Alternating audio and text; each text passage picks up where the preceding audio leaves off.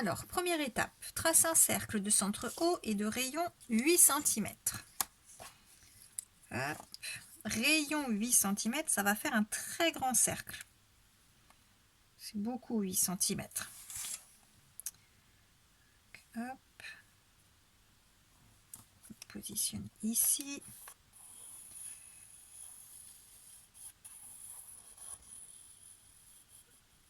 Voilà. Donc c'est centre haut.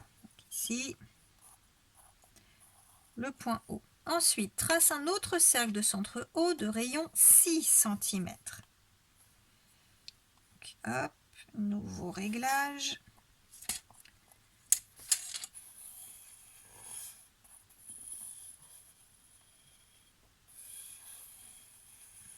Ok. Ensuite, rayon 4 cm.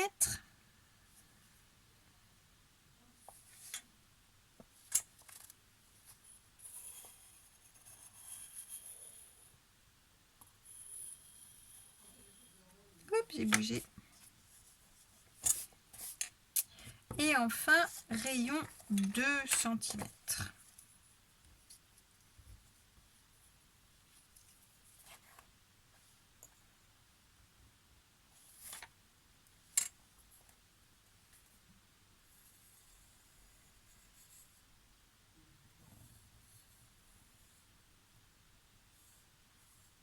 Ok. Ces cercles sont concentriques. Ils ont le même centre. Ils sont les uns à l'intérieur des autres. Construit deux diamètres perpendiculaires. Alors, peu importe. Les diamètres, donc on passe bien au centre, on traverse bien tout. En voilà un. Et un second perpendiculaire. On positionne bien l'équerre. On fait attention de passer bien par le centre.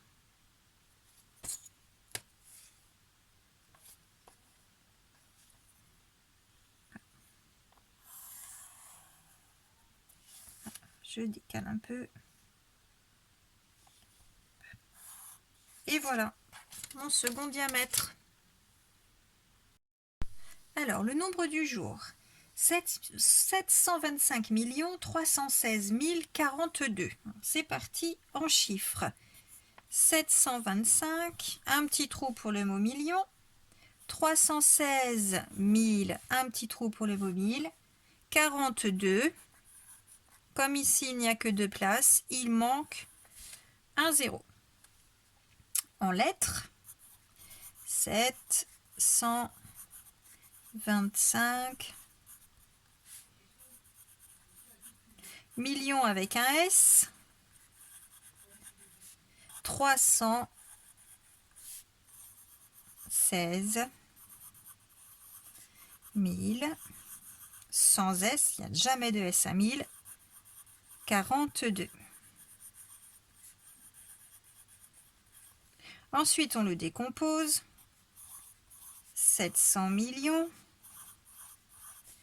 plus 20 millions plus 5 millions plus 300 000 plus 10 000 plus 6 000 plus 40 et plus 2. Ensuite, le chiffre des centaines de millions. Alors, les millions, ils sont ici. Les centaines de millions, c'est le 7. Ensuite, le nombre d'unités de 1000. Alors, les unités de 1000, c'est lui.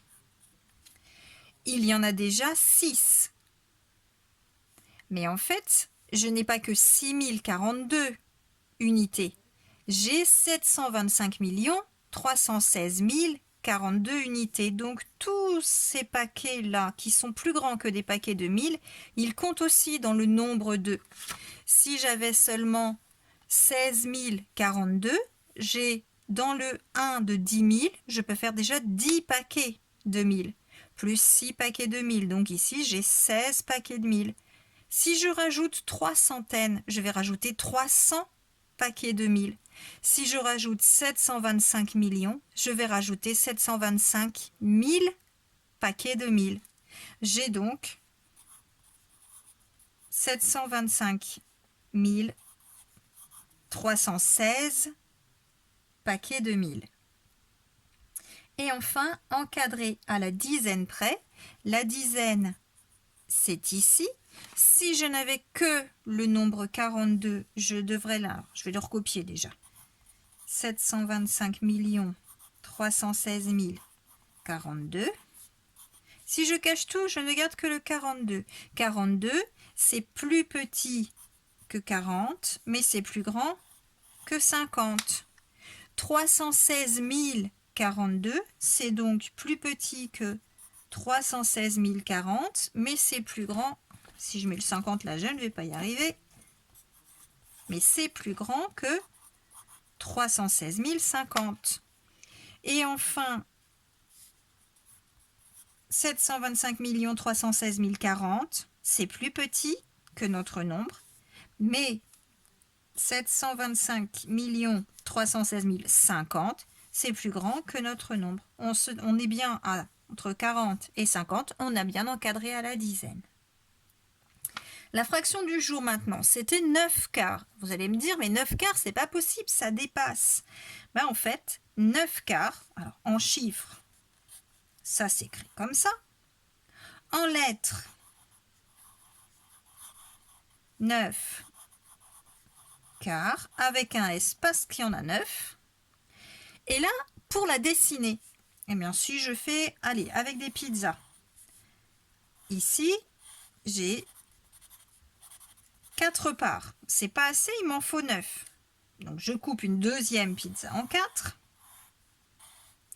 5e part, 6e part, 7e part, 8e part. C'est pas assez, il m'en faut 9. Je suis obligée d'aller chercher une pizza de plus dans laquelle je ne prends qu'une seule part. J'ai donc 1, 2, 3, 4, 5, 6, 7, 8, 9. 9 parts quand la pizza est coupée en 4. Maintenant que j'ai fait mon petit dessin, c'est très facile de l'encadrer par 2 entiers. Vous voyez tout de suite que 9 quarts, eh bien c'est plus que 2 gâteaux entiers, mais c'est moins que 3 gâteaux entiers. Le calcul de tête maintenant. Alors, multiplier par 10, ça veut dire décaler d'un cran, transformer en dizaines, et donc, par conséquence, on va faire apparaître un 0. Donc, on a donc nos chiffres qui ne changent pas, mais je rajoute le 0 parce que je multiplie par 10, je transforme en dizaines. Je multiplie par 100, je transforme en centaines. J'ai donc besoin de rajouter les zéros de 100 puisque ce sont les zéros de la centaine. Je divise par 100, c'est le contraire. Je vais enlever des chiffres, je vais faire disparaître 2 zéros. Donc il m'en reste 1, 2, 3, 1. Ça va donc donner 50 000.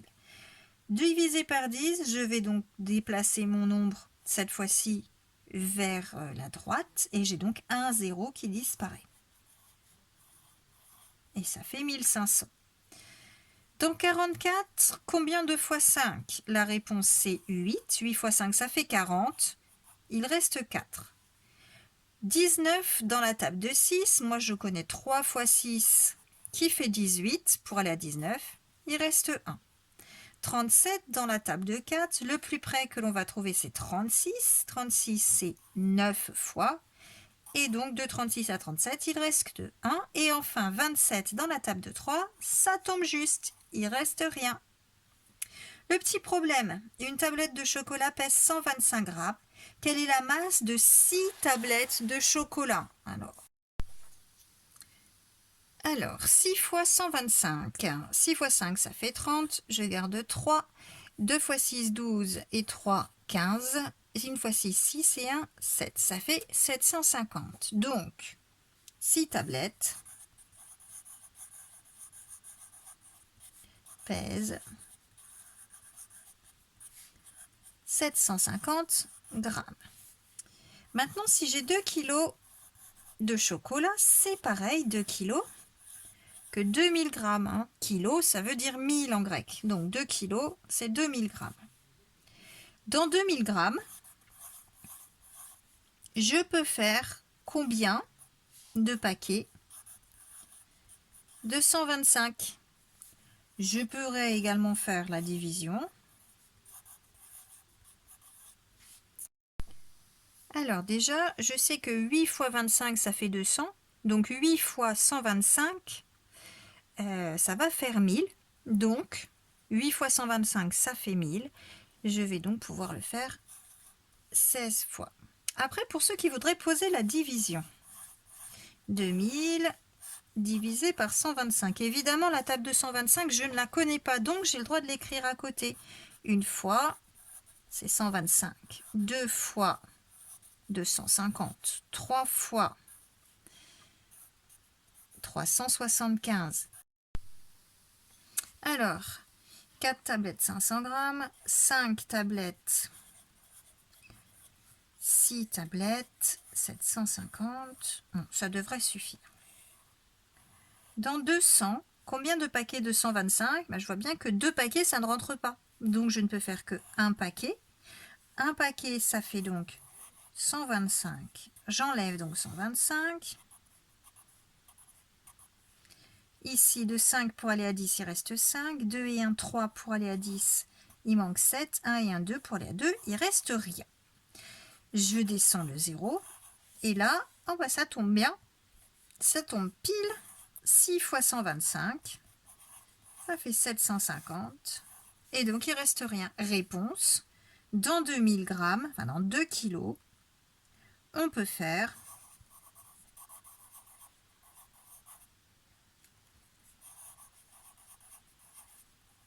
16 tablettes. Et voilà pour les maths.